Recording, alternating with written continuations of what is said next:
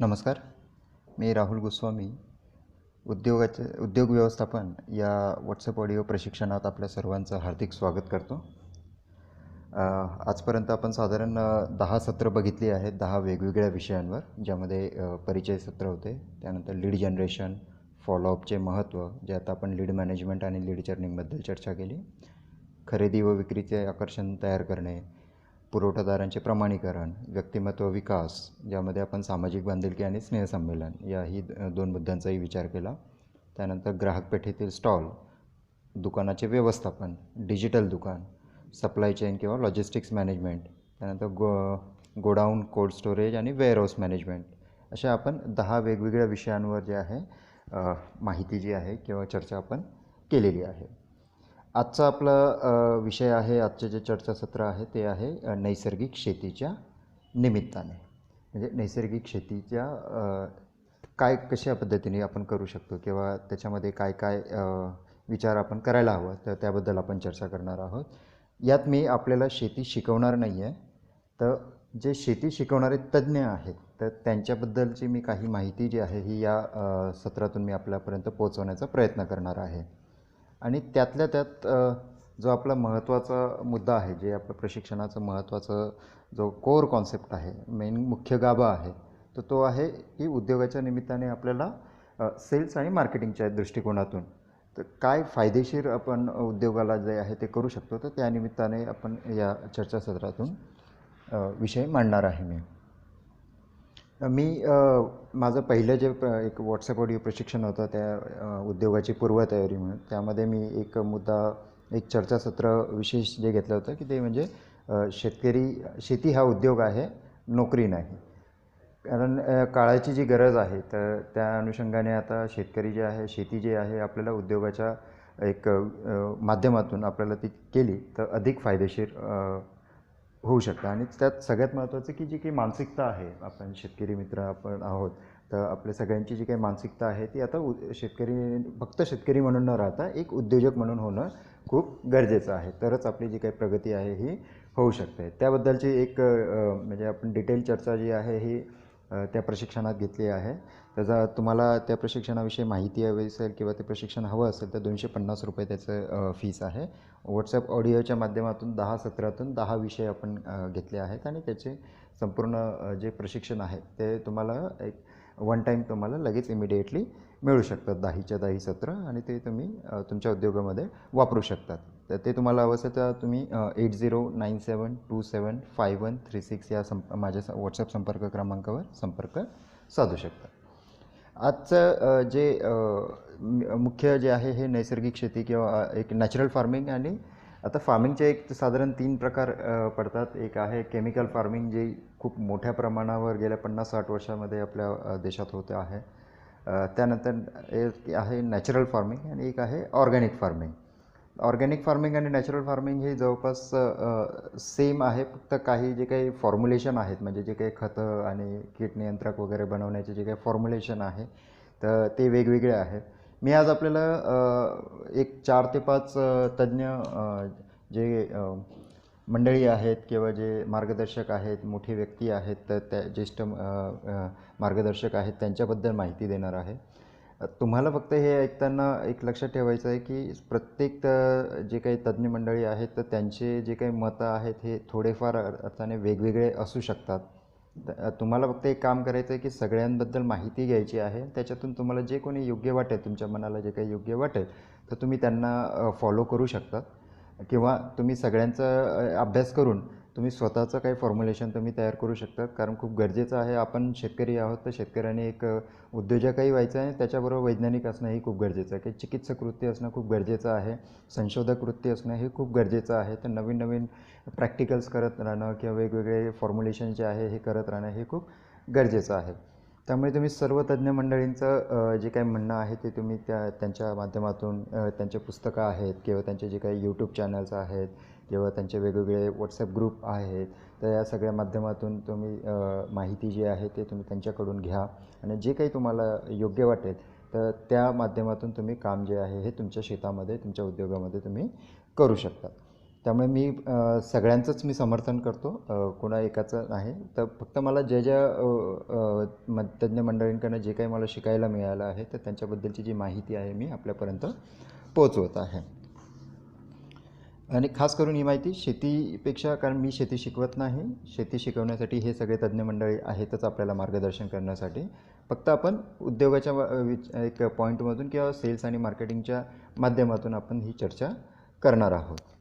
तर यात सगळ्यात महत्त्वाचं आणि सगळ्यात पहिले मला आपल्याला माहिती द्यावीशी वाटते ते म्हणजे ज्येष्ठ कृषीतज्ञ जे आहे ते कृषी पद्मश्री डॉक्टर सुभाष पाळेकर गुरुजी, त्यांचं पाळेकर तंत्र जे आहे हे खूप एक नावाजलेलं आहे. आणि आधी त्यांच्या एक प्रशिक्षण कार्यक्रमाचं नाव हे ZBNF असतं, म्हणजे झिरो बजेट नॅचरल फार्मिंग. कालांतराने त्यांनी ते नाव बदलून SPNF केलं, म्हणजे सुभाष पाळेकर नॅचरल फार्मिंग. त्यांचं SPNF TV किंवा ZBNF TV म्हणून यूट्यूबला बरेचसे व्हिडिओज वगैरे आहेत, ते तुम्हाला तिथून मिळू शकतील. आणि एक नॅचरल फार्मिंगमधलं त्यांचं एक खूप चांगलं खूप मोठं नाव आहे. त्यांचं मी एक शिर्डीला 8 दिवसाचं प्रशिक्षणही केलं होतं आणि साधारण महाराष्ट्रातून जवळपास 7,000-7,500 शेतकरी त्यावेळी त्या प्रशिक्षणासाठी आले होते. त्यानंतर मी त्यांचं नवी मुंबईला एक टेरेस गार्डनिंगसाठी एक प्रशिक्षण होतं, तर तेही प्रशिक्षण मी अटेंड केलं होतं. तिथूनही नवी मुंबईकरांमधून खूप मोठा प्रतिसाद त्यांना त्या ठिकाणी लाभला होता. तर एक त्यांचं मार्गदर्शन घेण्याचं सौभाग्य मला मिळालं. आणि त्यांचा जो काही अभ्यास आहे, जो प्रशिक्षण मी त्यावेळी केलं, तर त्याच्यातून मला जे काही मार्केटिंगविषयी शिकायला मिळालं ते फक्त मी आज आपल्याला शेअर करणार आहे. बेसिकली काय आहे की याची जी काही पार्श्वभूमी म्हणजे रासायनिक किंवा जैविक जे काही वेगवेगळे रासायनिक, खास करून रासायनिक शेतीमुळे जगभर बरेचसे दुष्परिणाम झाले. म्हणजे शेतीवर अमाप खर्च झाला. कारण काय की आपण सगळं ते युरिया वगैरे किंवा इतर बऱ्याचशा गोष्टी आपण जे काय आहे हा खर्च आपण वाढवला. आणि त्याच्यात काय निकृष्ट रसायनांनी भरलेलं जे काही अन्न होतं, म्हणजे जे काही उत्पादनं आली, त्याच्यामुळे शेतकऱ्यांवर फक्त कर्जच वाढली आणि ती फेडताना आल्यामुळे त्यांचं मग आत्महत्या वगैरे हा बराचसा जे काही एक खूप वाईट गोष्टी भविष्यात एक इतिहासात घडल्या. आणि त्याच्यामुळे आणि अजूनही काही त्या गोष्टी सुरू आहेत. आणि भविष्यातही असं दुष्टचक्र जे आहे हे आपल्याला थांबवायचं असेल तर त्याच्यावर आपल्याला खूप काम करणं गरजेचं आहे. आणि या रासायनिक शेतीचा जे काय आहे हा संपूर्ण मानवी जे काही जीवन आहे त्याच्यावर प्रचंड दुष्परिणाम झाला. जे काही निकृष्ट अन्न आहे उत्पादनामुळे आपल्या नकळत काय प्रॉब्लेम झाला आहे की आपली जी काही एक ह्युमन कॅपॅसिटी आहे, ह्युमन बॉडी कॅपॅसिटी, तर ती त्याची हानी झाली बऱ्यापैकी. कारण काय आपण म्हणतो बरेचसे अरे जी काही शारीरिक मजबूती आजपासून आधीच्या पिढीची होती ती आजच्या पिढीची किती आहे ह्या थोडा एक क्वेश्चन मार्क आहे, त्याच्यावर एक मोठं प्रश्नचिन्ह आहे. एक साधं सिलेंडर उचलतानाही खूप दमछाक होते आजच्या पिढीची. ही खूप विचार करण्यासारखी गोष्ट आहे. रोगप्रतिकारशक्ती म्हणजे फारच कमी झाली. आज तुम्ही बघितलं की कोरोना महामारीमध्ये तर खूप मोठं प्रमाणावर जे काही विचार केला गेला ते म्हणजे रोगप्रतिकारशक्ती. ज्याची रोगप्रतिकारशक्ती चांगली होती त्याने कोरोनाच्या महामारीच्या काळामध्ये कामही केलं, पण त्यांना कुठल्याही प्रकारचा त्रासही झाला नाही.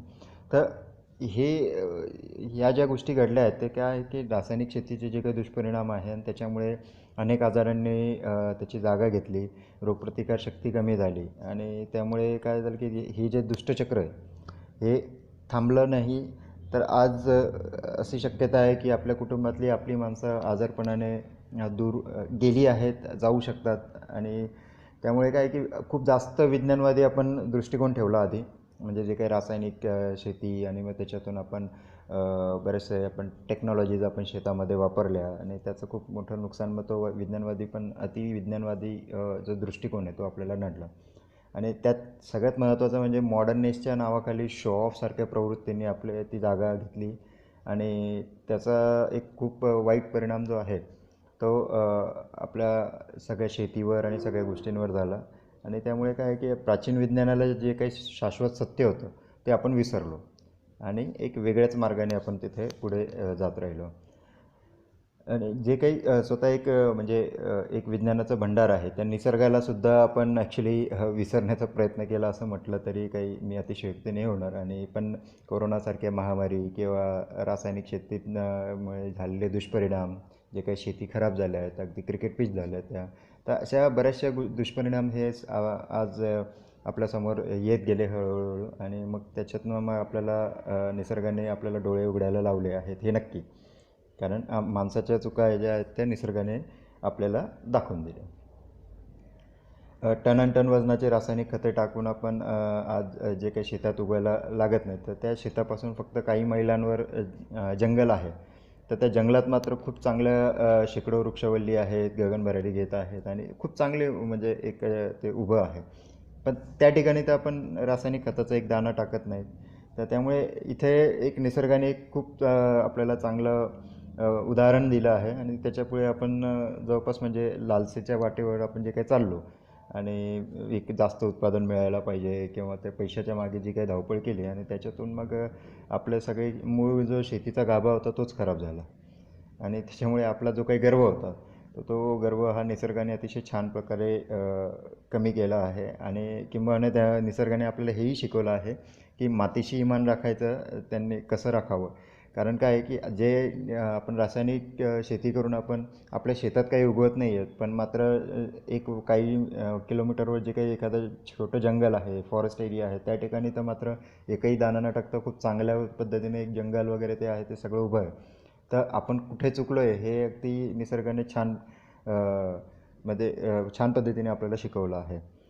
आणि ह्याच कॉन्सेप्टवर पाळेकर गुरुजी जे आहे ते काम करतात आणि त्यांनी बरेचसे जे काही आहेत शेतीचे जे काही तंत्र आहेत ते वेगवेगळ्या माध्यमातून त्यांनी खूप चांगल्या पद्धतीने त्यांनी एक प्रशिक्षण हजारो शेतकऱ्यांना दिलं आहे आणि आज महाराष्ट्रातच नाही तर संपूर्ण भारतामध्ये हजारो शेतकरी त्यांच्या तंत्रज्ञानाचा लाभ घेत आहे. पाळेकर गुरुजी मूळचे अमरावतीचे आहेत आणि जवळपास 30 ते 35 वर्षाच्या त्यांच्या एक चिकित्सक वृत्तीतून त्यांनी खूप सारं संशोधन केलं आणि ते संशोधन त्यांनी आज भारतातल्या सर्व शेतकऱ्यांपुढे त्यांनी मांडलं आहे. यात मी ज्यावेळी प्रशिक्षण घेतले, शिर्डीचं प्रशिक्षण झालं किंवा नवी मुंबईतलं प्रशिक्षण झालं, त्यांचे यूट्यूब चॅनल्स झाले, तर या सगळ्या माध्यमातून ज्यावेळी मी अभ्यास केला तर त्याच्यातून मला एक सगळ्यात म्हणजे खास करून मी एक उद्योजकाच्या नजरेने मी विचार केला आणि त्याच्यात मला जे काही वाटलं ते मी आज तुमच्या पुढे शेअर करणार आहे की प्रत्यक्षपणे त्यांनी जे काही सेल्स आणि मार्केटिंगच्या दृष्टिकोनातून जी ती त्रिसूत्री मांडली आहे तर ते 3 सूत्र मी आज तुमच्या पुढे मांडणार आहे. गुरुजींचं पहिलं सूत्र होतं की एक पीक नको मिश्र पीक घ्या. हे खूप महत्त्वाचं आहे. काही काळापासून एक पीक पद्धती शेतकऱ्यामध्ये रुजली आहे आणि कुठेतरी तो एक आळसावला आहे असं म्हटलं तरी चालेल. काय बरेचसे कारण ऊस जसं ऊसाचं उदाहरण घेऊया. ऊसाचं काय एकदा ऊस लावला की नंतर काही करावं लागत नाही, फक्त पाणी द्यायला वगैरे जायचं अशा माध्यमातून जे आहे. तर असे बरेचसे जे काही प्रकार आहे ते वाढले आणि प्रयोगशीलता कमी झाली त्याच्यातून. शेतीला उद्योगाच्या नजरेने आपल्याला नाही बघायला जमलं. त्यामुळे आपण आता ते जे काय आहे एक उद्योगाच्या नजरेने बघणं खूप गरजेचं आहे, कारण नाही तर मग आपण त्याची किंमत ऑलरेडी मोजलीच आहे. आपल्याला बरंचसं नुकसान त्याच्यातून झालं. एक पीक पद्धतीत आपल्याकडे जे काही असलेलं मालकी क्षेत्रात कुठलं तरी एकच पीक आपण लावलं. खूप मेहनत केली, मात्र कधीतरी मग पावसाने दगा दिला, कधी रासायनिक खताने दगा दिला, कधी किडीने दगा दिला, कीड आली त्याच्यावर वगैरे. कधी काही चांगलं उगवलं तर बाजारातल्या बाजारभाव जो आहे त्याने आपल्याला दगा दिला. त्यामुळे या सगळ्या दुष्टचक्रातून एक शेतकरी वर्ग जो आहे, आपण शेतकरी वर्ग हा आपण त्याच्यातून बाहेर पडलोच नाही किंवा आपल्याला त्याच्यातून सावरण्याचा एक वेळ जो आहे हा तिथून मिळालाच नाही. आणि या संपूर्ण प्रकारात रानातलं उभं पीक नसलं बऱ्याच वेळा, पिकाला भाव नाही मिळाला म्हणून उत्पन्न कमी आलं तर उत्पादन खर्चसुद्धा निघेनासा झाला आणि शेतकरी जो आहे आणि खूप सारे शेतकरी जे आहे ते सावकारकीच्या ज्या दावणीला बांधलं गेलं. मात्र पाळेकर गुरुजींनी SPNF म्हणा किंवा ZBNF म्हणा त्याच्या माध्यमातून या निराशेच्या गर्तेतून बाहेर निघण्याचा एक खूप चांगला आशेचा किरण दाखवला. गुरुजी मिश्र पीक पद्धतीचा त्यातल्या त्यात आंतरपीक पद्धतीचा आग्रह करतात. मिश्र पीक म्हणजे काय आणि त्याच्याबद्दलचं त्यांचं एक खूप छान स्टेटमेंट मी आपल्याला सांगतो की मिश्र पीक एक आंतरपीक म्हणजे मुख्य पिकाला लागणारा उत्पादनाचा खर्च आंतरपिकांच्या विक्रीतून वसूल करून मुख्य पिकाचे उत्पादन निर्मिती शून्य करणे आणि मुख्य पिकाच्या विक्रीतून मिळालेला पैसा हा निव्वळ नफा म्हणून कमावणे. मी पुन्हा एकदा रिपीट करतो. हे मिश्र पीक किंवा आंतरपीक म्हणजे मुख्य पिकाला लागणारा उत्पादनाचा खर्च आंतरपिकांच्या विक्रीतून वसूल करणे आणि मुख्य पिकाचे उत्पादन निर्मिती शून्य करणे व मुख्य पिकाच्या विक्रीतून मिळालेला पैसा हा निव्वळ नफा म्हणून कमावणे.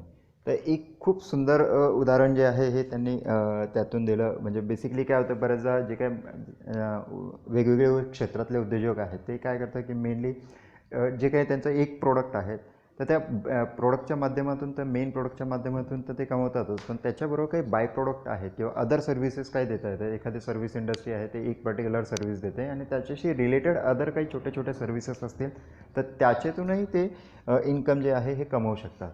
तर हाच एक मुद्दा आपल्याला शेतीमध्ये सुद्धा लावायचा आहे की आपण फक्त एका पिकावर डिपेंडंट न राहता आपण जास्त मिश्र पीक लावावं. म्हणजे 2, 3, 4, 5 अशी ती पिकं लावावी किंवा त्याच्यामध्ये आंतरपीक घ्यावं. म्हणजे एक मुख्य पीक आणि त्याला लागून आंतरपीक. तर आंतरपीक जे आहे हे आपण त्याच्यातून महिन्याकाठी आपण उत्पादनं काढायचे आणि त्यानंतर मुख्य पीक जे आहे ते 6 महिने वर्षभरातनं जे येतं तर त्याच्यातूनही मग निव्वळ नफा जो आहे, म्हणजे आंतरपिकातून आपला जो काही रेग्युलर खर्च होतो, महिन्याला खर्च होतो, तर ते सगळे खर्च जे आहेत हे आंतरपिकाच्या माध्यमातून त्या खर्चांची तजवीज करायची. आणि मुख्य पीक म्हणजे हे आपलं ज्यावेळी खर्च निघून गेले सगळ्या गोष्टी तर आपल्या खर्चाच्या संपल्या, तर उरलं काय, तर मुख्य पिकाचं जे विक्री होईल तर तो आपला निव्वळ नफा राहील. तर हा एक अतिशय उद्योजक म्हणून एक खूप मोठं आणि एक अतिशय महत्त्वाचं आहे. आणि केवळ शेतीच नाही, पण वरील वाक्य जे काही आपण आता मी तुम्हाला स्टेटमेंट सांगितलं तर त्यामध्ये शब्द आपण जर एक बघितलं की शब्द जे आहेत म्हणजे शेती किंवा आंतरपीक या शब्दांच्या ऐवजी आपण जर त्याच्यामध्ये जर उत्पादन हा शब्द टाकला तर मला वाटतं संपूर्ण जगात केवळ या वाक्याच्या आधारे शेतीच नाही तर बरेचसे सर्वच क्षेत्रात एक मोठं एक बदलाचं वारं आहे ते येईल. आणि शेतीपासून सुरुवात झाली, मात्र उद्योजक मित्रांनी असा विचार जर केला की उद्योगात जर त्याच्यामध्ये त्यांनी भाग घेतला तर मग मोठी कमाल त्याच्यामध्ये होणार आहे. गुरुजींनी दिलेलं सूत्राचा व्यवस्थित अभ्यास जर शेतकरी मित्रांनी केला तर मला असं वाटतं त्यांच्या संशोधनाचा प्रचंड मोठा आर्थिक फायदा होईल, सामाजिक फायदा होईल, मानसिक फायदा त्यांना, म्हणजे सगळ्या एक बहुअंगी फायदे जे आहेत या त्यांच्या एक सूत्रामध्ये आहेत. आणि त्यामुळे आंतरपिकाच्या माध्यमातून प्रत्येक महिना जे आहे आपण चांगलं उत्पन्न जे आहे किंवा एक महिना 1.5 महिन्यात पगारी उत्पन्न आपण जर म्हटलं, समजा आपण नोकरीच जरी पकडली तर एक पगारी उत्पन्न हे आंतरपिकाच्या माध्यमातून आपला दर महिना 1.5 महिन्याला आपल्याला मिळत राहील. आणि वर्षाकाठून मुख्य पिकाच्या उत्पन्नाच्या माध्यमातून आपल्याला मालकी हक्काचा बोनस, म्हणजे हा बोनस आपण स्वतःलाच द्यायचा आहे. कारण आपण शेती करतो म्हणजे आपण एक उद्योजक आहोत, हे मी तुम्हाला सांगतो. आपण एक मालक आहोत, आपण शेतकरी, आपण उद्योजक आहोत. तर आपण स्वतःला आपण किती कमाई द्यायची, किती इन्कम द्यायचं आहे ते आपल्याला स्वतःला ठरवायचं. आणि या माध्यमातून एक खूप चांगला आपण फायदा हा आपण स्वतःला करून देऊ शकतो. दुसरं गुरुजींचं जे सूत्र होतं ते म्हणजे की नैसर्गिक किंवा आध्यात्मिक शेतीच्या माध्यमातून कमी उत्पादन खर्च आणि अधिक नफा. कुठल्याही सामान्य उद्योगात जे आहे उद्योजक असाच विचार करतो की त्याचं कशा प्रकारे त्याचं उत्पादन खर्च जो आहे हा कमीत कमी राखू शकतो आणि नफ्याचं प्रमाण जे आहे ते वाढत राहील. आणि त्याचं एक गमक जे आहे गुरुजींनी या सूत्रामध्ये शेतकरी मित्रांनाही सांगितलं आहे.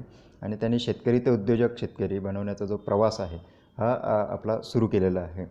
उद्योजक जसे कुठल्याही एक आवश्यक गोष्टीची पूर्तता असते किंवा आपल्याला स्वतःकडे असणाऱ्या उपलब्ध गोष्टीतून ते जे काय आहे रिक्वायरमेंट्स हे फुलफिल करण्याचा प्रयत्न करत असतात, म्हणजे त्याला आपण म्हणू शकतो रिसोर्स मॅनेजमेंट. तर त्याचप्रमाणे शेतकरी मित्रांनी तीच वृत्ती जर ठेवून उत्पादन निर्मिती केली, म्हणजे शेती करताना निसर्गात उपलब्ध, म्हणजे जे आणि निसर्गात उपलब्ध म्हणजे फुकट. निसर्गाने आपल्याला खूप काही दिलं आहे, पण आपण कुठं चुकलो की आपण निसर्गापासून दूर गेलो आणि आर्टिफिशियल गोष्टींच्या पाठीमागे लागलो. तर आता ते न करता आपल्याला निसर्गाच्या पाठीमागे लागणं खूप गरजेचं आहे, त्याचं संगोपन करणं गरजेचं आहे, त्याचा आभार मानणं गरजेचं आहे. आणि त्याने खूप काही आपल्याला दिलेलं आहे, फुकटात दिलेलं आहे अगदी, आणि त्याचा वापर करणं हे आता गरजेचं आहे. आणि या उपलब्ध गोष्टींचा म्हणजे रिसोर्स मॅनेजमेंट हा उद्योगामध्ये खूप महत्त्वाचा पॉईंट असतो की जिथे कमीत कमी एक्सपेन्सेस म्हणजे मिनिमम एक्सपेन्सेस मॅक्सिमम प्रॉफिट या तत्त्वावर काम केलं जातं. तर हेच तत्त्व आपल्याला शेती उद्योगामध्ये जे आहे हे वापरायचं आहे. तर शेतीमध्ये बाहेरून कुठलीही गोष्ट विकत न आणता किंवा कमीत कमी गोष्ट विकत आणून ती शेतीत टाकायची. आणि बाहेरून म्हणजे कुठलीही गोष्ट विकत नाही आणायची, म्हणजे ती आणि ते शेतीमध्ये न टाकता जे अवेलेबल आहे त्याच्यावर काम करायचं आहे. आणि त्यामुळे काय की हा जो उत्पादन खर्च जो आहे तो आपला एक कामगारांचं वेतन आहे किंवा प्रवास खर्च वगैरे असं हे काही नावालाच राहील आपलं जे काही नॉमिनल खर्च आहे. त्यामुळे महागडे जे काही रासायनिक खतं आहेत तर त्याचा उपयोग न करता केवळ एक देशी गाय जे आहे तर तिचं एक चालती फिरती रसायनशाळा आहे ती.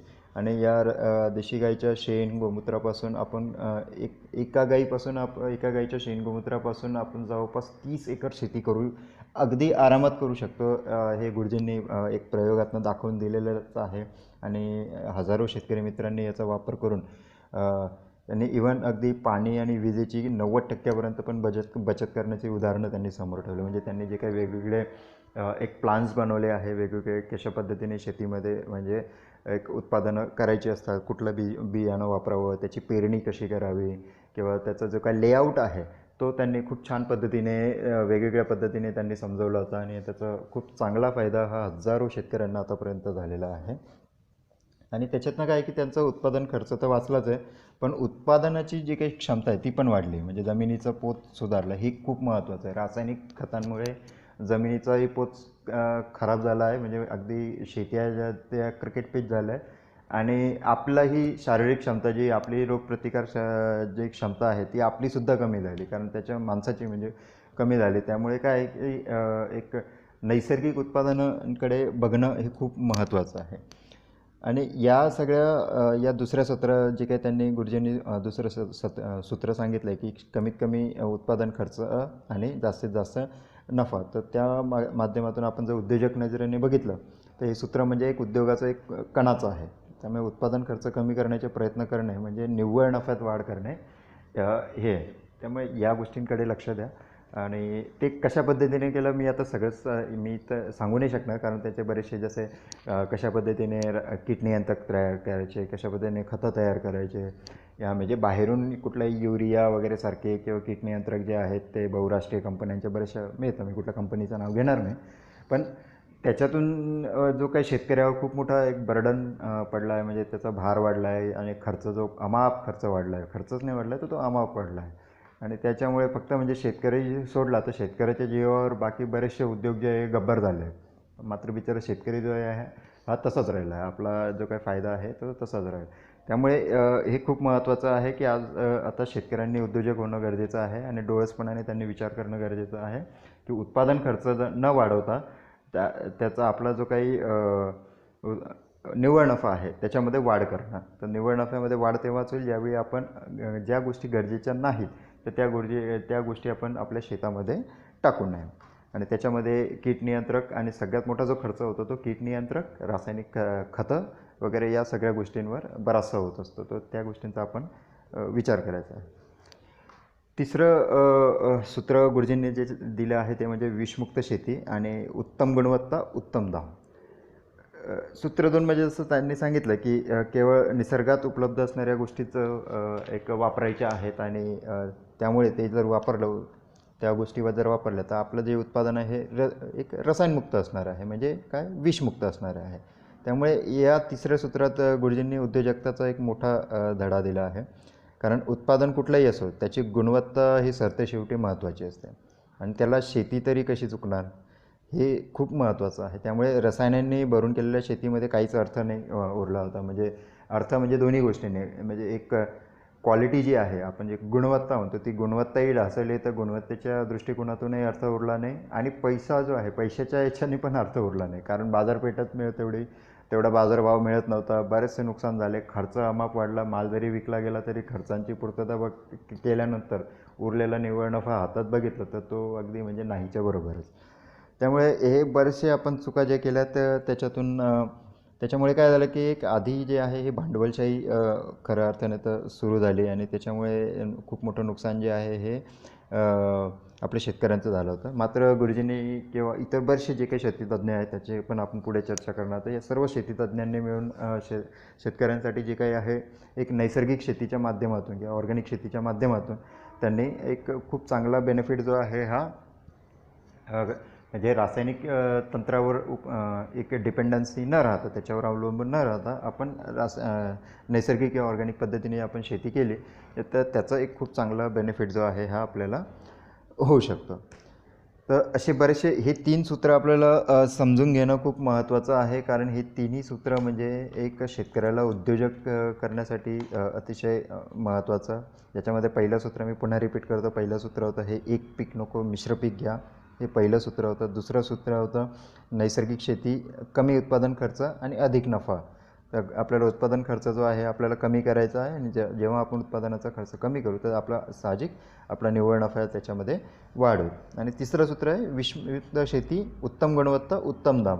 उत्तम गुणवत्ता उत्तम दाम म्हणजे काय की विषमुक्त शेती केल्यामुळे आपण कुठल्याही रासायनिक जे काही खतं वगैरे न टाकल्यामुळे आपल्याला आपले जे काही प्रोडक्ट आहे नॅचरल प्रोडक्ट तयार झाले. आणि साहजिक आहे नॅचरल प्रोडक्टचा डिमांड जे आहे त्याची क्वालिटी एक सगळ्यात बेस्ट असल्यामुळे, क्वालिटी बेस्ट असल्यामुळे त्याची जे काही रेट्स आहेत हे आपल्याला चांगल्या मिळतात. मी बरेचशा आपल्याला एक छोटेसे उदाहरण जरी दिलं नाही, एक रासायनिक शेतीचा गूळ मिळतो तो 40, 50, 60 रुपये जास्तीत जास्त 30पर्यंत मिळतो. पण तोच नैसर्गिक शेतीतला गूळ हा 100 ते 120 रुपये किलोने विकला जातो. अशा बऱ्याचशा गोष्टी आहेत की ज्यामध्ये आपला जो फायदा आहे की एक नैसर्गिक शेती करण्यामध्ये, तर त्याचं हे एक छोटंसं उदाहरण मी तुम्हाला आपल्यासमोर मांडलं की गुळाच्याच माध्यमातून तुम्ही बघू शकतात.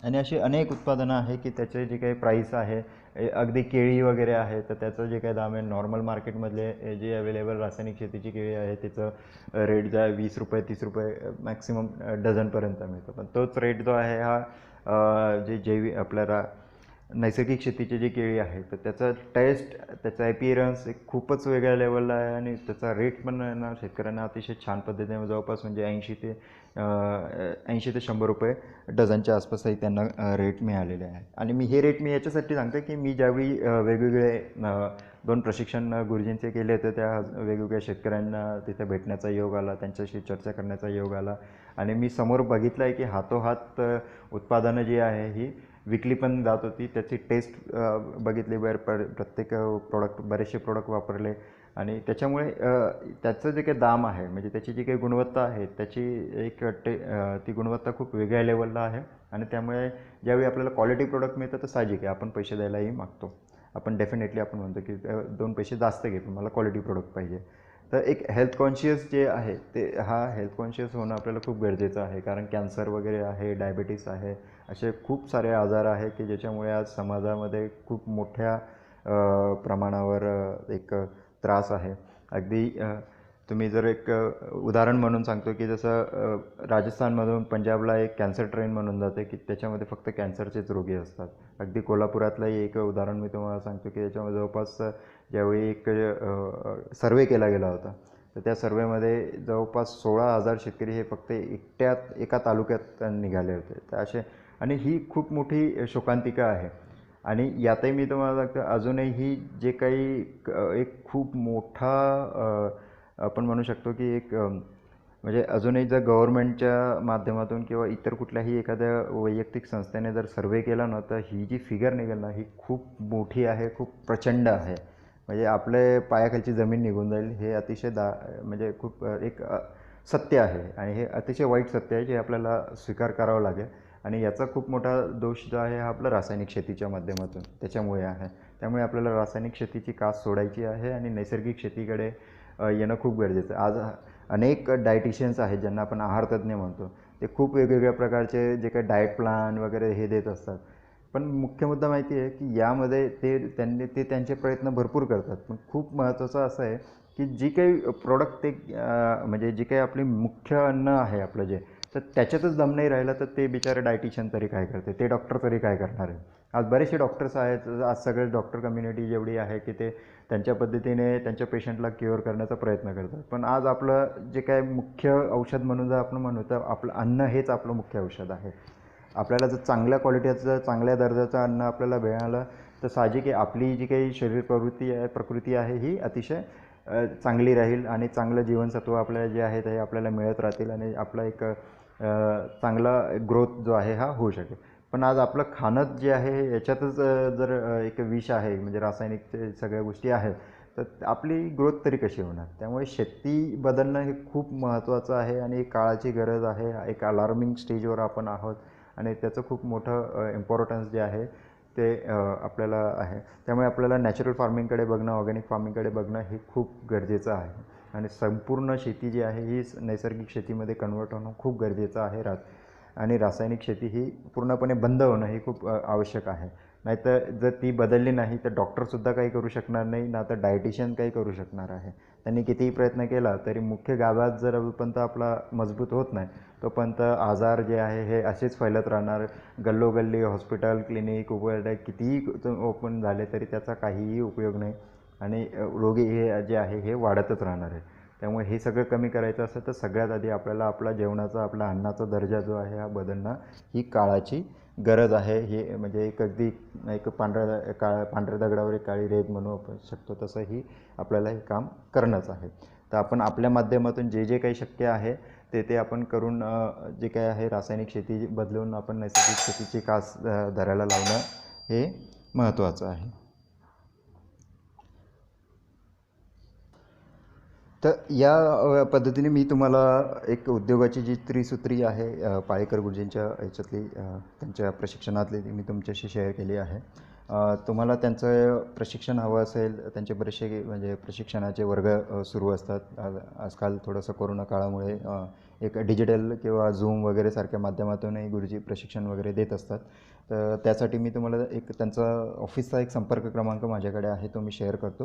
9859352745 9859352745 हा त्यांचा संपर्क क्रमांक आहे. तर तुम्ही त्यांच्याशी संपर्क करू शकता. त्यांचे खूप सारे पुस्तकं वगैरेही आहेत. तर त्याच्या माध्यमातून त्यांनी खूप चांगले एक माहिती जी आहे आपल्यापर्यंत पोहोचवण्याचा प्रयत्न केला. ती पुस्तकंही आपण विकत घेऊ शकता. त्यांचं यूट्यूब चॅनल आहे ZMNF TV म्हणून. तर तुम्ही त्या माध्यमातूनही माहिती जी आहे ही घेऊ शकतात.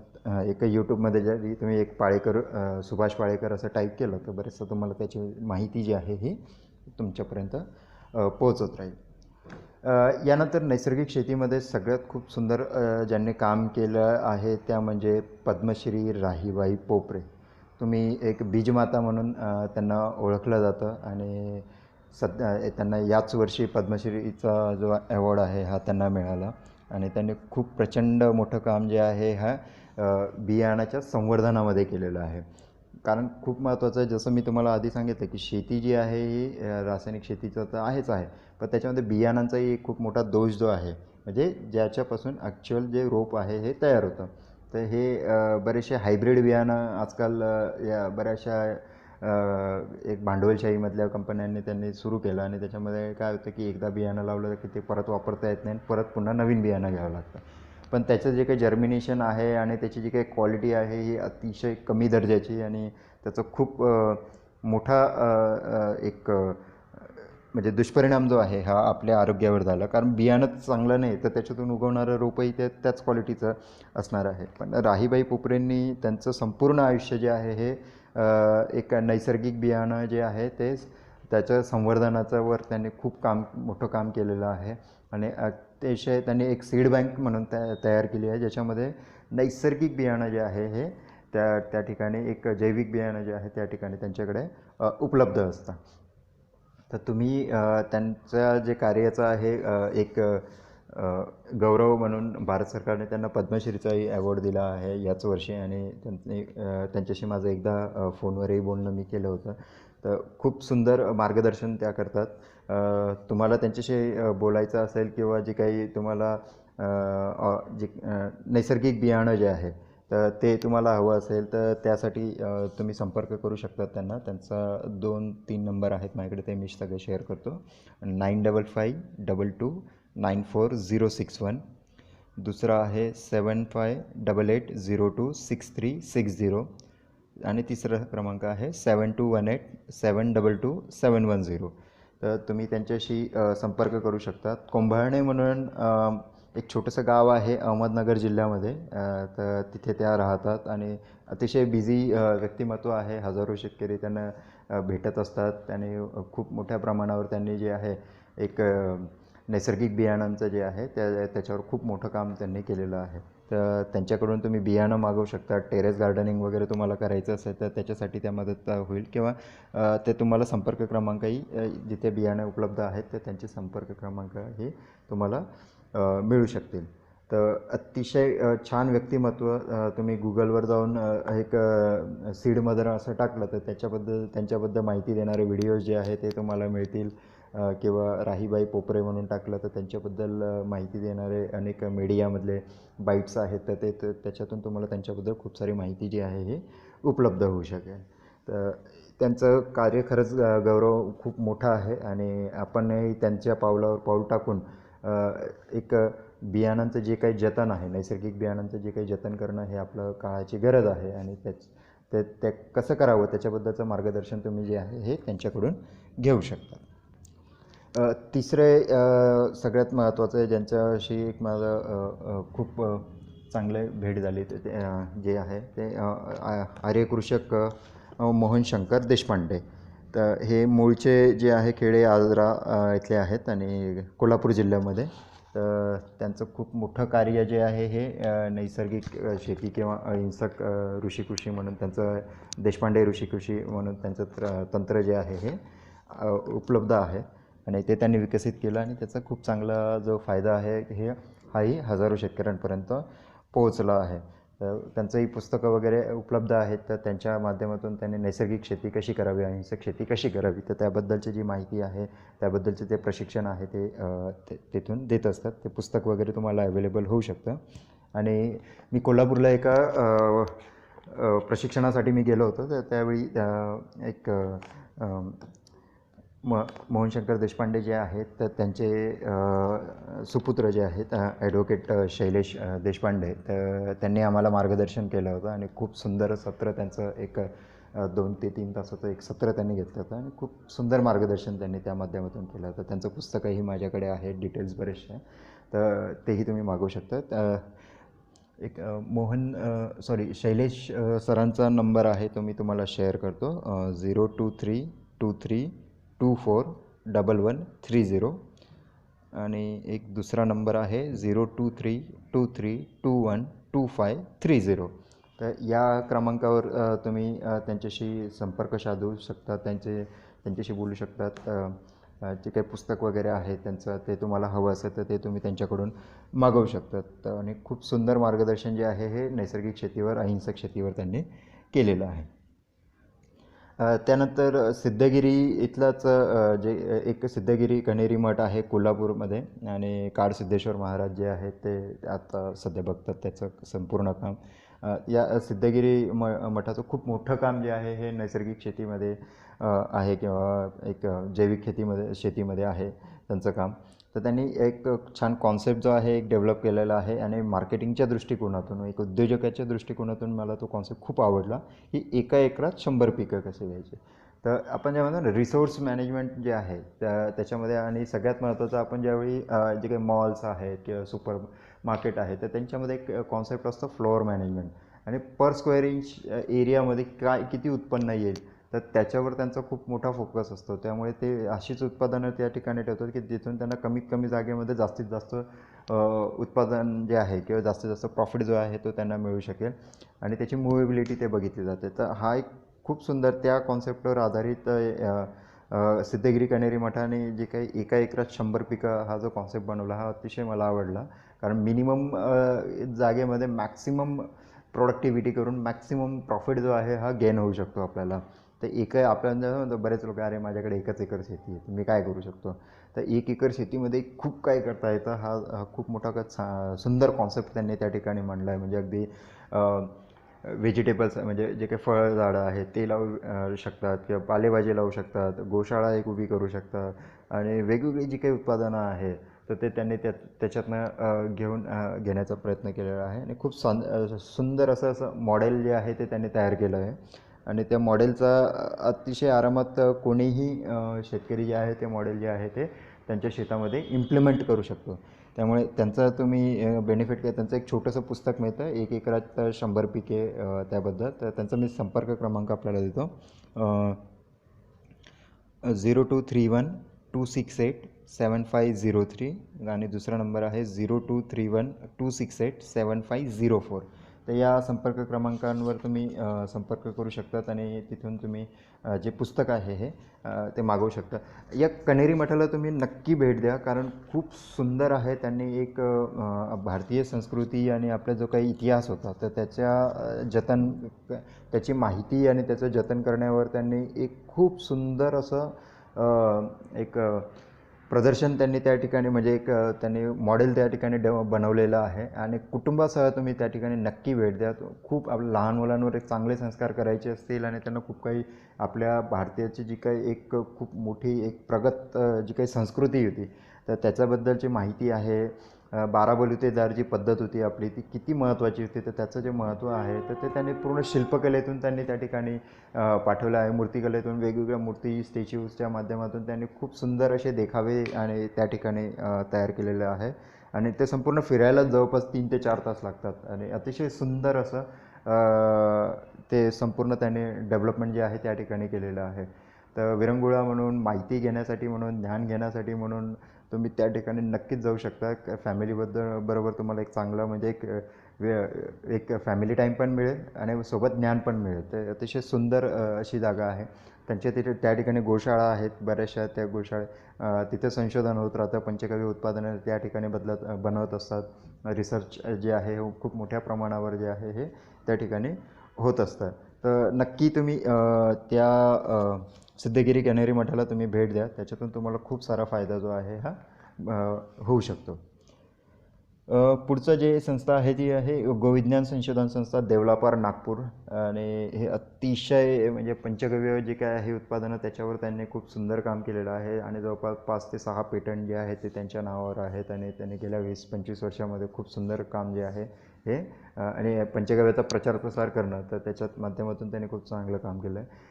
वर्मी कंपोस्टवर त्यांचा खूप चांगला भर असतो आणि त्याचं जे काही प्रशिक्षण वगैरे आहे हे या ठिकाणी उपलब्ध असतात की वर्मी कंपोस्ट कसे बनवायचे किंवा इतर जे कंपोस्ट आहे बरेचसे ते कसे बनवायचे आणि त्याच्या माध्यमातूनही तुम्हाला जे काही शेतीमध्ये आहे म्हणजे रासायनिक शेती न करता इतर जे ऑप्शन्स अवेलेबल आहेत तर त्याच्याबद्दल त्यांनी खूप सुंदर माहिती जी आहे हे त्या ठिकाणी दिलं आणि भारत सरकारचं जीवजंतू कीट जे आहे डिपार्टमेंट आहे तर त्याच्या माध्यमातून ते प्रशिक्षण तिथे होत असतात. सुनील रोडे सर म्हणून तिथे आहेत तर त्यांच्याशी तुम्ही संपर्क करू शकता. त्यांचा संपर्क क्रमांक आहे 8485867543. तर या संपर्कावर तुम्ही त्यांच्याशी संपर्क साधू शकतात किंवा एक फेसबुकच्या माध्यमातून किंवा गुगलवर तुम्ही गोविज्ञान संशोधन संस्था नागपूर असं डेव्हलपर नागपूर असं टाकलं तर तुम्हाला सर्व माहिती जी आहे ती मिळू शकते. नागपूरमध्येही त्यांचं मेन ऑफिस आहे आणि संपूर्ण जो मोठा सेटअप आहे प्रयोगशाळा आहे आणि खूप मोठं काम त्यांचं आहे. जवळपास 7 ते 8 हजार गायी त्या ठिकाणी असतात आणि गोशाळा आहे तिथे वेगवेगळ्या प्रयोगशाळा आहे आणि प्रशिक्षण त्या ठिकाणी रेग्युलर चालतच असतात. 5-5 दिवसाचे प्रशिक्षण असतात तर तिथे ते चालतं आणि अगदी म्हणजे नॉर्मल कोणाला प्रवेश घ्यायचा असेल तर 500 रुपयेपर्यंत फक्त ते घेतात किंवा शेतकरी असतील तर 7-12 तुम्ही दाखवलं तर 200 रुपयेच तुम्हाला तिथे प्रशिक्षण जे आहे ते अगदी जेवण वगैरे सगळ्या गोष्टी मिळून तुम्हाला तिथे प्रशिक्षण आणि त्यांनी त्या ठिकाणी खूप चांगले शेतीचे मॉडेल तिथे उभे आहेत आणि मी स्वतः बघितलं होतं ज्यावेळी प्रशिक्षण मी त्यावेळी तिथे घेतलं होतं तर तेव्हा एक मला खूप प्रॅक्टिकली समोर दिसलेली एक जी गोष्ट ती अक्षरशः तिथे म्हणजे खडक होता. त्या शेतीचा एक पट्टा होता त्या ठिकाणी खडकच होता ऑलमोस्ट पण तिथेही अतिशय म्हणजे अगदी डौलाने पीक उभं होतं. तर ही जी एक म्हणजे क्वालिटी आहे ते कशा पद्धतीने पीक जे आहे ते किंवा आपल्याला जे काही कीड नियंत्रक आहे किंवा खतं आहेत ते कशी बनवायची तर त्याचं खूप सुंदर आणि जबरदस्त एक मॉडेल्स जे आहेत ते तुम्हाला तिथे बघायला मिळते. जेवणातली जी काही त्याच ठिकाणी जे बनलेले भाजीपाला वगैरे ह्या सगळ्या त्याच ठिकाणचा एक नैसर्गिक भाजीपाला वगैरे वापरला जातो आणि त्यामुळे त्याची जी काही टेस्ट आहे ती खूप अप्रतिम अशी होती.